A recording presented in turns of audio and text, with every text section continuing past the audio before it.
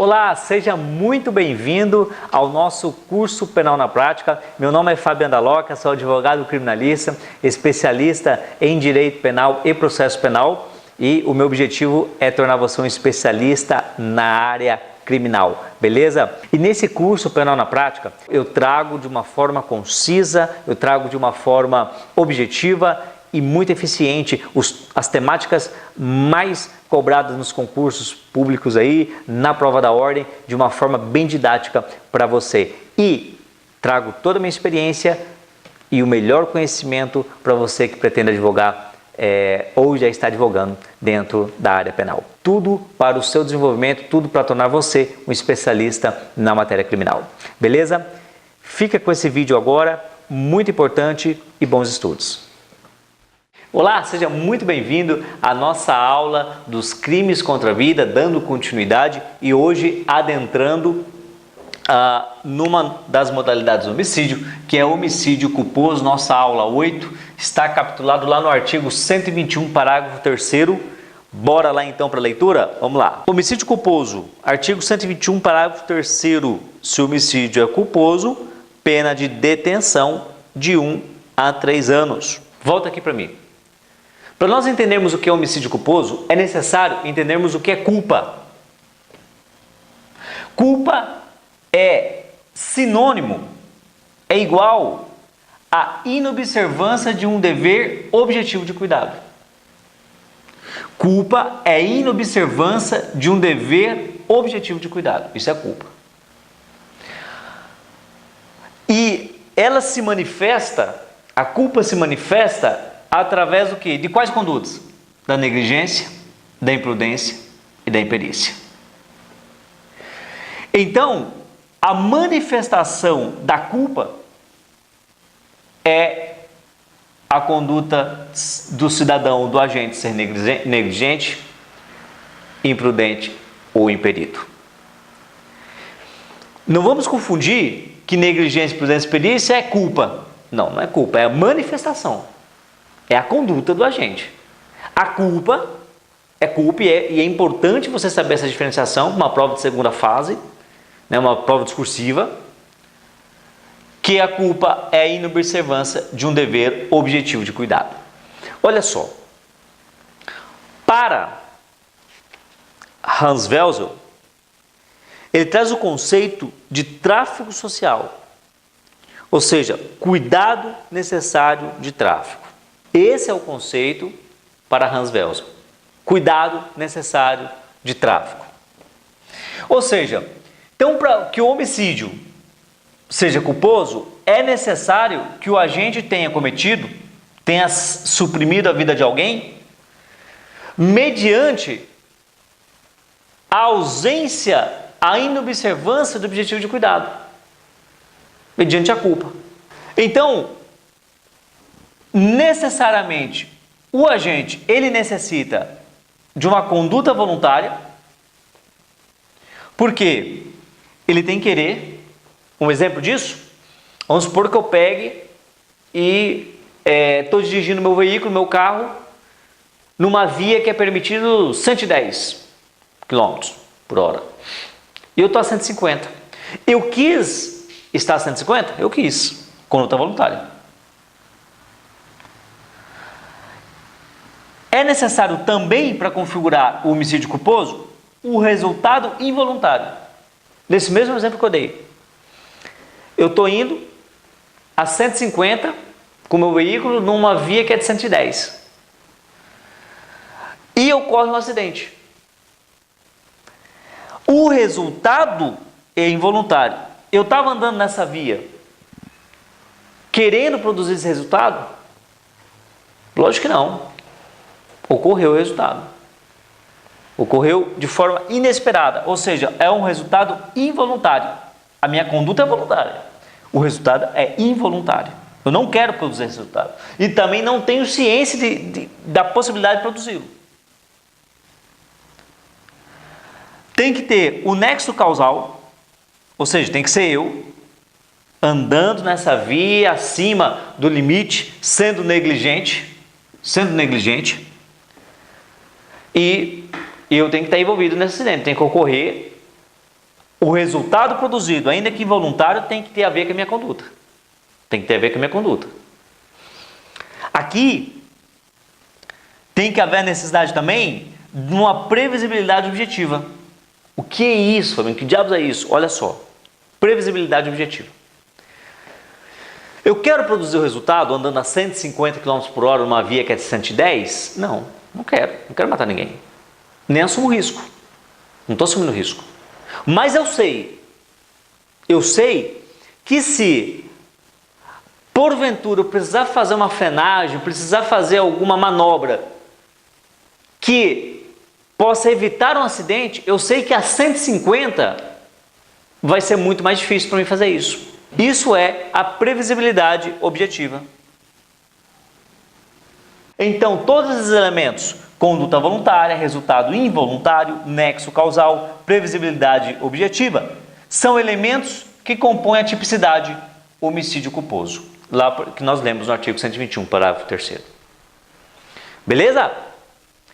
Fabiano, em relação ao homicídio culposo, em relação à tentativa, é possível? Lógico que não.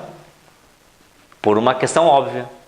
Se o resultado é involuntário, ou seja, eu não desejo produzir esse resultado, não assumo o risco de produzi-lo, como que pode ser possível a tentativa? A tentativa é um instituto que só é possível em crimes dolosos. Porque eu tenho a vontade e a ciência, ou assumo o risco de produzir, de iniciar uma execução, que só não se consuma, só não consegue se consumar devido a uma intervenção alheia. Então, o instituto da tentativa é totalmente incompatível com o crime de homicídio culposo. Beleza? Em relação ao concurso de pessoas e de crimes, é possivelmente cabível aí no crime de homicídio culposo. Em relação ao sursis ou arrependimento posterior, também é possível a aplicação desses institutos para o homicídio culposo, tendo em vista a pena ser de 1 a 3 anos. Beleza? Agora, em relação ao perdão judicial, previsto lá no parágrafo 5º, para o crime de homicídio culposo. Vamos ver o que diz a lei? Na hipótese de homicídio culposo, o juiz poderá deixar de aplicar a pena se as circunstâncias da infração atingirem o próprio agente de forma tão grave que a sanção penal se torne desnecessária. Olha só, exemplo é bom e é bom de bastante. Vamos lá. O agente A, o pai, esquece o filho, agente B, a vítima, dentro do carro. Muito comum isso. Muito comum. Esquece dentro do carro. E a vítima acaba o quê? Falecendo por asfixia dentro do carro.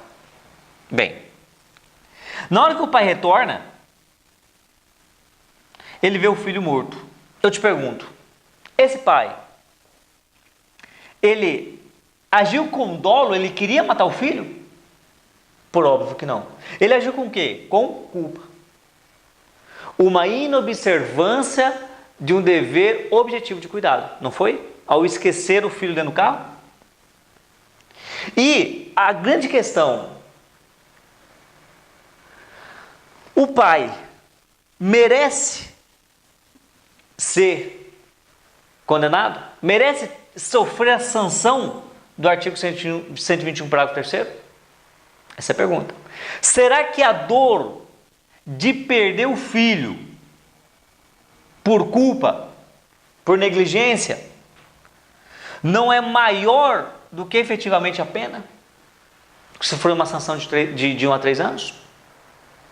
Por óbvio que é. Foi isso que o legislador pensou quando incorporou ao Código Penal o parágrafo 5º, que é o perdão judicial. Mas quando aplicar o perdão judicial dentro do homicídio culposo? Quando?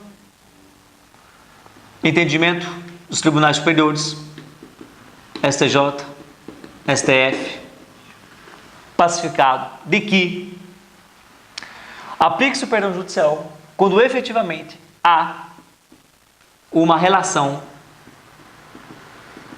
de afetividade. Afetividade entre os sujeitos, entre o autor, barra vítima. Havendo essa relação de afetividade, que é necessário, aplica-se o perdão judicial. Pai e filho, não precisa ser somente linha ascendente e descendente não, Amigos, então é o requisito, essa relação de afetividade entre o sujeito, entre o autor e a vítima. Beleza? Bora colocar então o penal na prática? Vamos lá. Ano de 2018, Banca Vunesp, analista jurídico do MP, lá em São Paulo. Tício, decidido a se matar, mas sem coragem, embebeda-se completamente, tornando-se totalmente incapaz de entendimento. Acreditando que estava na sacada de seu apartamento, no 20º andar, Tício se joga. Contudo, ele pulou da janela do quarto do sobrado da casa de sua irmã, onde se encontrava passando férias. Muito embora não tenha tido êxito no intento de pôr fim à própria vida, Tício, por infelicidade, caiu bem em cima da sobrinha Mévia, de 8 meses, que estava no quintal tomando sol matinal. A criança não resistiu aos ferimentos e morreu. Diante da situação hipotética, considerando a parte geral e especial do Código Penal, assinale a alternativa correta. Alternativa A. Tício, em razão da embriaguez completa voluntária, não terá a culpabilidade excluída, mas poderá ter a pena perdoada judicialmente pelo homicídio culposo da sobrinha. Alternativa B. Tício, em razão da embriaguez completa voluntária, não terá a culpabilidade excluída. Poderá ser judicialmente perdoado o homicídio culposo da sobrinha, mas responderá pelo suicídio tentado. A alternativa C. Tício, em razão da embriaguez completa voluntária, não terá a culpabilidade excluída, respondendo tanto pela tentativa de suicídio quanto pelo homicídio da sobrinha. D. Tício, em razão da embriaguez completa voluntária, não terá a culpabilidade excluída, respondendo pelo feminicídio culposo da sobrinha. Alternativa E. Tício, em razão da embriaguez completa voluntária, é isento de pena relativamente ao crime de homicídio que deu causa. Pelo que nós estudamos, houve dolo na conduta de Tício? Não houve dolo. Houve o quê? Culpa. Houve uma inobservância de um dever objetivo de cuidado. Houve culpa. Por quê? Qual a conduta dele? Uma conduta negligente. Negligente. Bem, havendo a culpa e ele matou a sobrinha, a pergunta é: há relação de afetividade entre Tício e a sobrinha? Por óbvio. Então, existe afeto. Será que a pena do artigo 121 merece ser aplicada ao Tício? Será que a dor de matar a própria sobrinha não é superior à pena? Então, nesse caso, ele, por óbvio, responderá por homicídio culposo. Todavia, poderá ser aplicado o perdão judicial, alternativa A. Na próxima aula, nós vamos estudar sobre o homicídio culposo, mas conforme previsto no Código de Trânsito Brasileiro, ou seja, homicídio culposo na direção de veículo automotor. Muito importante essa aula, não perca. Até a próxima. E aí, gostou da nossa aula? Se for útil para você, deixe o seu like, compartilhe esse vídeo com os seus amigos via WhatsApp, via Facebook. E claro, se você querer receber mais vídeos como esse, aulas que eu não posto no nosso canal, isso são aulas exclusivas, inéditas, é só para quem fazer parte da nossa lista VIP. Além de ser gratuita, recebe vídeos exclusivos, aulas exclusivas, como essa que você acabou de assistir, que no canal não vai ter. Então é só para quem é VIP, é gratuito, você vai gastar apenas uns 30 segundinhos aí para fazer a sua inscrição. Beleza? Muito obrigado, espero ter ajudado. Salve Deus e até a próxima.